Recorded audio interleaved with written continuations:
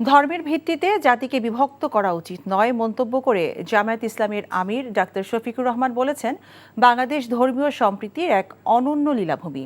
এখানে ধর্মীয় ভেদাভেদের কোনো সুযোগ নেই। শনিবার সকালে রাজধানীর সেগুনবাগিচায় সাংস্কৃতিক ঐক্যফ্রন্টের আয়োজনে কবি, লেখক, শিল্পী সমাবেশে এসব কথা বলেন তিনি। জামায়াতের আমির বলেন, বৈষম্য বিরোধী আন্দোলনে যারা শহীদ হয়েছেন তাদের কোনো দলীয় তকমা দেওয়া উচিত নয়। সবাইকে জাতির সূর্য সন্তান হিসেবে সম্মান জানানোর আহ্বান জানান তিনি। মালিক কিংবা শাসক নয়, রাজনীতিবিদদের দেশের সেবক হিসেবে কাজ করতে হবে উল্লেখ করে জামায়াতের আমির বলেন, এই নীতি মেনে চলতে না পারলে আবারও পথ হারাবে বাংলাদেশ।